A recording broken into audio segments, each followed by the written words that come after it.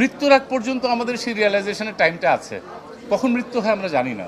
প্রত্যেকটা দৃশ্যে এক একটা কালার থাকে ভাইয়া, এক একটা ইমোশন থাকে।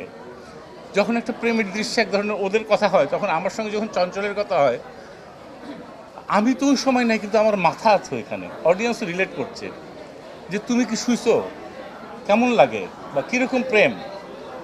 আমার ব্যক্তি জীবনে যেরকম একটা ডায়লগ আমার খুবই পছন্দ, যখন জয়ার আমি বসে থাকি সিনেমা হলে, যখন বলি যে কেউ যদি ইচ্ছে করে হারিয়ে যায় তাকে আসলে খুঁজে পাওয়া যায় না। এটা আমার খুব পছন্দের ডায়লগস। তারপরে মেয়ের সঙ্গে যখন কথা বলি, আমার সিনিয়র জেসমিনের সঙ্গে যখন কথা বলি, এই যে নিজের উপলব্ধি, নিজের স্যারেন্ডার। আসলে আমরা প্রত্যেকটা মানুষই জাহাঙ্গীর, আমাদের প্রত্যেকটা মানুষের ভিতরে হিরোইজম আছে, প্রত্যেকটা মানুষের ভিতরে ভিলেন আছে। কোনটা কখন উঠছে সেটা যদি আমরা পারমিটেশন কম্বিনেশন করে, এই ছবিটা প্রথম দিকে খাস্টা জাহাঙ্গীরকে কেউ দেখতেই পারে না। আমার বিশ্বাস পরের দিকে খাস্টা জাহাঙ্গীরের জন্য মায়া লাগে। কেন লাগে? সে রিয়েলাইজ করে।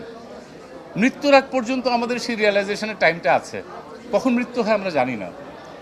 অ্যাজ এ হিউম্যান বিং হিসেবে অলমাইটি গড আমাদের একটা সুযোগ দিয়েছেন। এই যদি আমরা রিয়েলাইজ করতে পারি, আজকে যারা আমরা খাসটা, কালকে আমরা ভালো হয়ে যাবো, এটুকু বলতে পারি ভাই।